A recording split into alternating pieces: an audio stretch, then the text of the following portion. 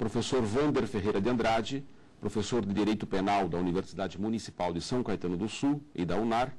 Estamos hoje aqui no programa Saber Direito Responde. O objetivo desse programa é apresentar as respostas aos questionamentos formulados por nossos estudantes relativos às aulas do programa Saber Direito. Nós vamos iniciar, portanto, já fazendo a primeira pergunta. Ela vem de Taguatinga, Distrito Federal, e quem faz o questionamento é Patrícia Cardoso.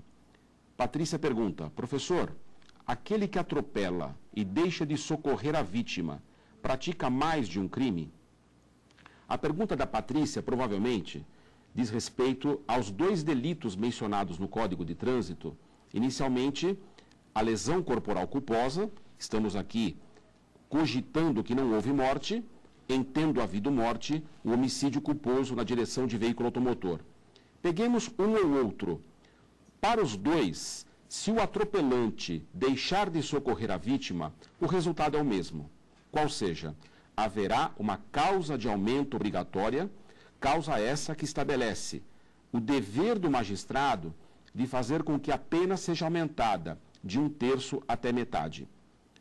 A medida discricionária, a decisão do juiz relativamente a esse aumento de pena, dependerá de uma série de circunstâncias, em especial da gravidade da conduta e do desvalor do resultado. É praticamente esses dois parâmetros que seguirão e deverão ser obedecidos pelo juiz. Mas a pergunta da Patrícia faz sentido porque existe, além desses dois delitos no Código de Trânsito, o crime do artigo 304. E no crime do artigo 304, nós temos o delito de omissão de socorro. Ocorre que o sujeito ativo, a pessoa que pratica o crime de omissão de socorro do 304, não pode ser o atropelante. Não pode ser nem aquele que deu causa ao evento morte, nem aquele que deu causa ao evento lesão corporal. Por que isso? Porque, inicialmente, a causa de aumento já foi prevista para o atropelante, já foi prevista, seja para o homicida, seja para aquele que provocou a lesão. Nesse sentido, eu não poderia puni-lo mais uma vez em face do artigo 304. Caso eu assim o fizesse, eu estaria gerando uma situação odiosa, rechaçada pelo direito, que é o chamado bis in idem. Isso tem que ser afastado. Portanto, quem pratica o crime do artigo 304 é o condutor que se envolveu no acidente, mas não deu causa direta nem à lesão corporal, nem ao evento morte. Essa é a resposta que nós temos, portanto, para essa pergunta. Vamos para a próxima. Essa pergunta vem de Belém do Pará e quem faz o questionamento é Juliana Andrade. Juliana pergunta: olá, professor Wander Ferreira. Há algum benefício previsto na lei para o agente que socorre a vítima de acidente de trânsito? Agradeço sua atenção.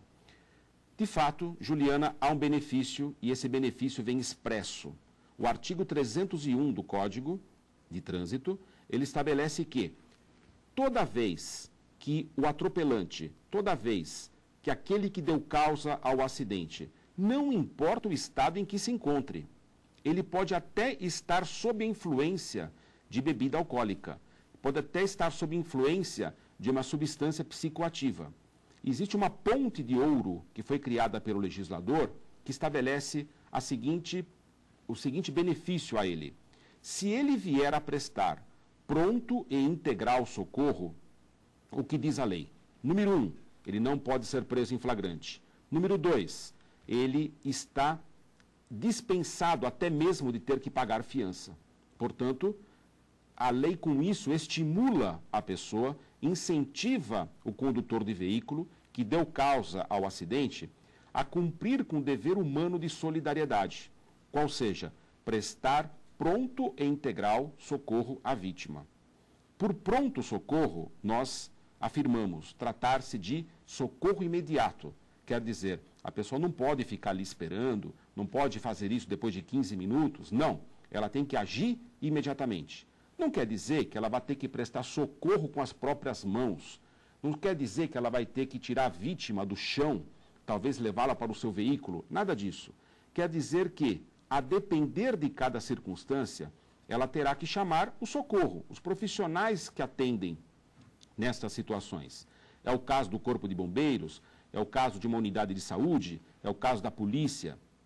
Já por integrar o socorro, a lei quer dizer o seguinte: acompanhamento pleno, acompanhamento completo. Não pode o atropelante simplesmente ligar para a polícia e ir embora, achar que já cumpriu a sua tarefa. Portanto, esse benefício existe, de fato, na lei de trânsito e, em contrapartida, como foi perguntado anteriormente, ao que não realiza o socorro, a punição se coloca como causa de aumento de pena. Vamos para a próxima pergunta. Aqui quem apresenta o questionamento é Hugo Teixeira, de Santos Dumont, Minas Gerais. Hugo Teixeira pergunta o seguinte: quais as consequências que podem advir da morte decorrente da prática de racha? O racha, ele é catalogado no Código de Trânsito como sendo um crime. Um crime que é apresentado sob a rubrica de participar de competição automobilística, de disputa automobilística, de certame não autorizado. Isso porque, e eu friso, em via pública.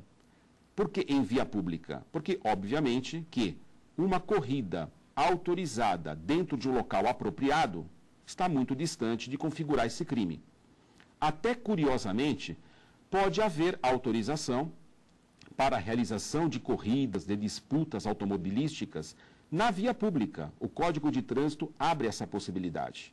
Por isso, o elemento normativo do tipo, sem autorização. Uma vez que tem autorização, está desconfigurado o crime. Mas a pergunta do Hugo vai mais adiante. Ela diz respeito à eventual morte. Obviamente que o racha por si só, ele configura um crime. Anteriormente, na lei de contravenções penais, ele se apresentava como uma mera contravenção. Agora, com status de crime, ele tem um rigor maior, ele tem um apenamento maior. Todavia, se houver morte, aqui se abre um dilema. Porque o entendimento majoritário da jurisprudência é que milita, nesse caso, uma presunção, ainda que relativa, de dolo eventual. O que quer dizer isso? Quer dizer que aquele que participa do racha, de certa forma, já está assumindo um risco de produzir um resultado lesivo, já está aceitando o resultado que possa ocorrer, e mais do que isso, está manifestando um profundo menosprezo pela vida humana. Obviamente que esse dolo eventual não deve ser levado ao radicalismo, nada impede que, num caso específico, possamos ter até mesmo culpa e, portanto, um homicídio culposo. Portanto, o cuidado de se verificar caso a caso é uma presunção, digamos uma presunção relativa. Ela sempre admitirá a prova em contrário. Bom, chamamos então o segundo bloco e na próxima oportunidade voltaremos a essas perguntas.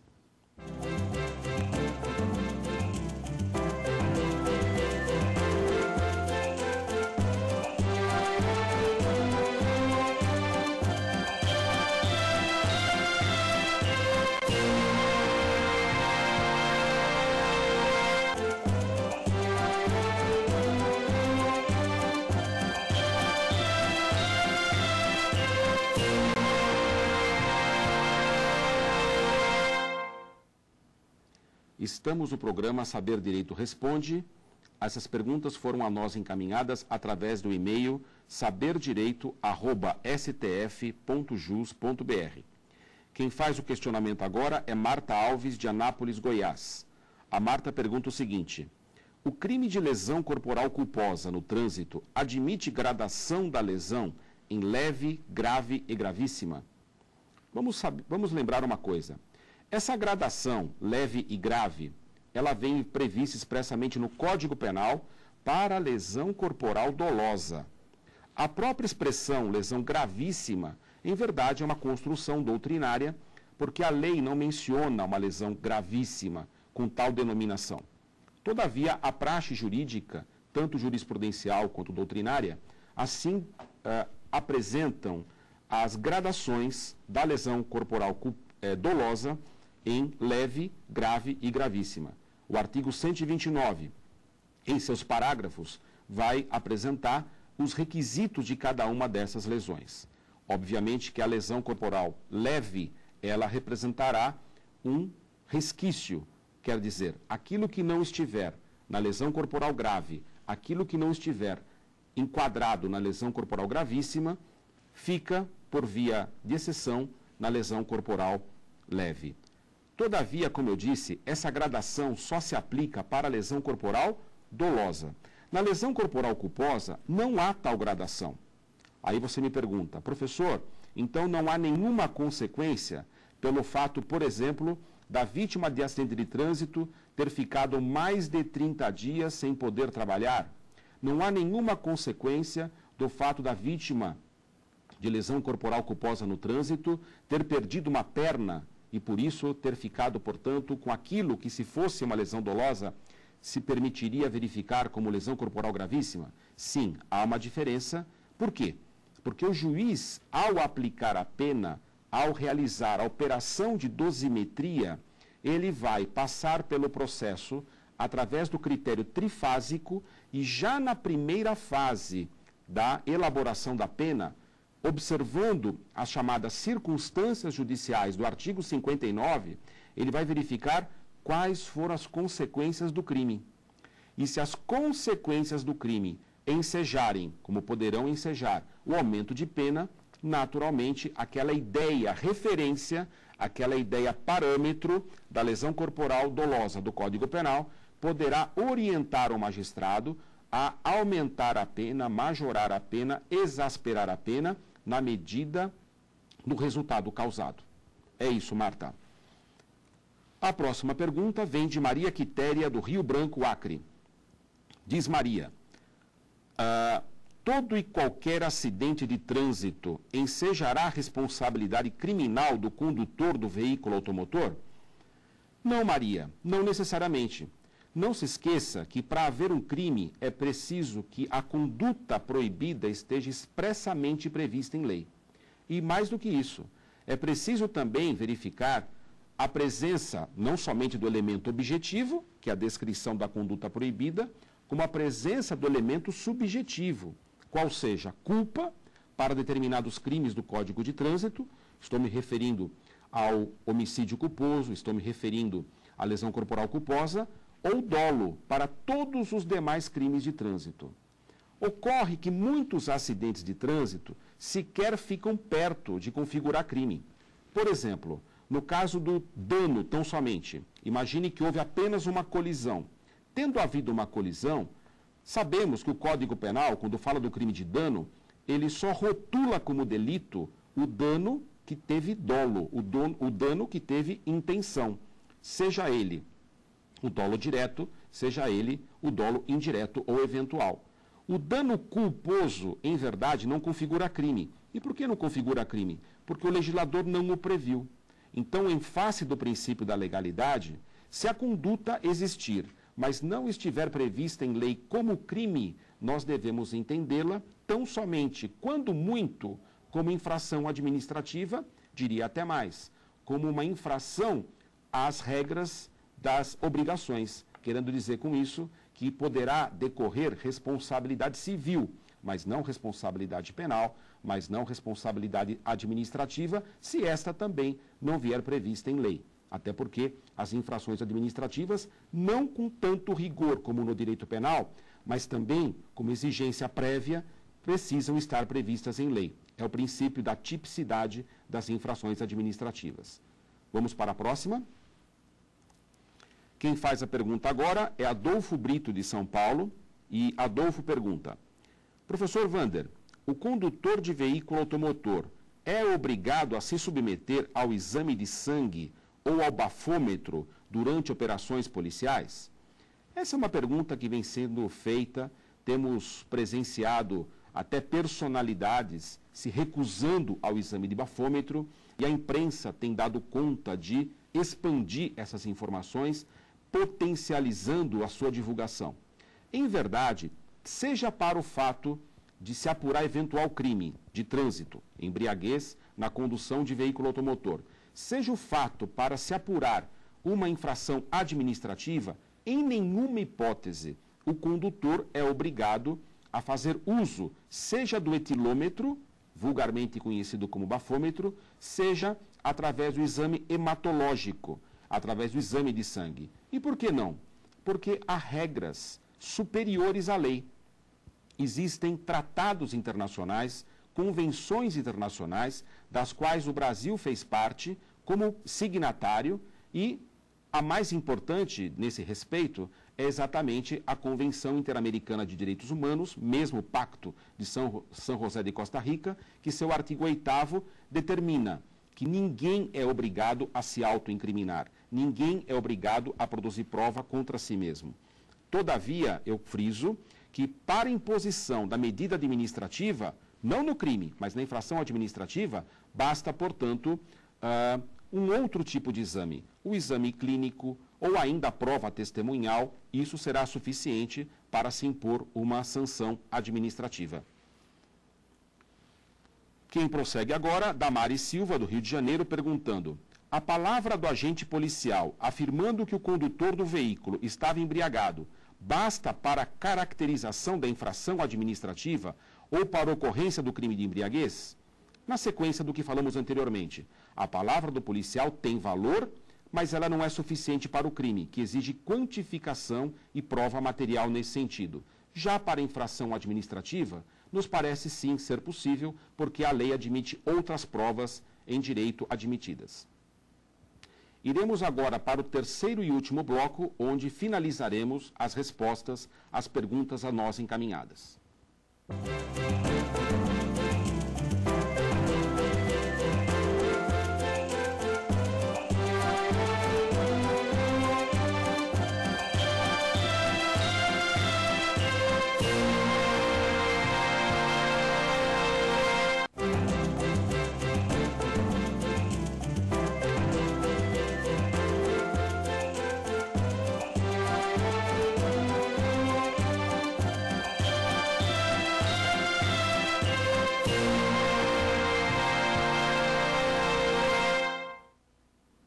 Estamos de volta com o programa Saber Direito Responde.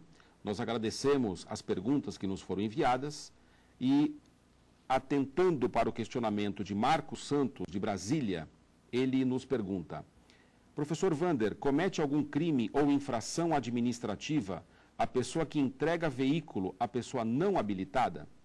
Veja, Marcos, tanto do ângulo administrativo como sob o enfoque criminal, há, de fato, possibilidade de cometimento desse tipo de delito. O Código de Trânsito prevê tanto como crime como infração administrativa. Você me pergunta, mas professor, não haverá bis in idem? Quer dizer, tendo sido punido na via administrativa, ainda assim se abre possibilidade para ele vir a ser responsabilizado na área criminal? Não há nenhum problema. O problema do bis in idem se coloca quando estamos dentro do mesmo ramo do direito. A autonomia do direito administrativo frente ao direito penal permite que possa haver uma punição na esfera administrativa e, ao mesmo tempo, uma punição na esfera criminal.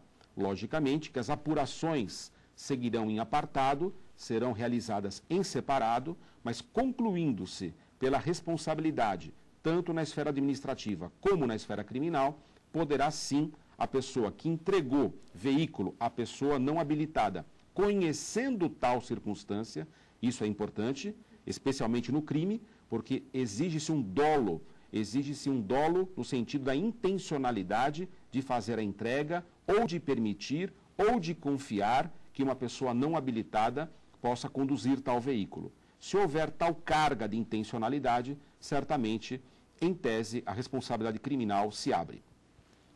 Vamos para a próxima pergunta. Quem faz agora o nosso questionamento é Guilherme Pereira, de Juiz de Fora, Minas Gerais. Guilherme nos pergunta: professor Vander, existe a obrigação de socorro no caso em que a vítima de acidente de trânsito aparenta estar morta? Interessante a pergunta de Guilherme, porque ele não faz o questionamento se a vítima está morta. Logicamente que, se a toda evidência a pessoa está morta, se há certeza absoluta de tal morte, não há por que prestar socorro, até porque, por óbvio, não se presta socorro a cadáver. Todavia, há inúmeros julgados que apontam na direção de que o condutor de veículo automotor, tendo dado causa a acidente, ou mesmo não tendo dado causa, mas presenciado a situação de necessidade de socorro, de necessidade de prestar assistência, visualiza uma vítima sem ter a certeza de que ela está ou não morta, qual é o dever que se impõe? É o dever de solidariedade humana, é o dever de prestar assistência, é o dever de prestar socorro. Nós não podemos aqui nos debruçar sobre a questão e tentar fazer uma análise técnica. Não somos técnicos para isso.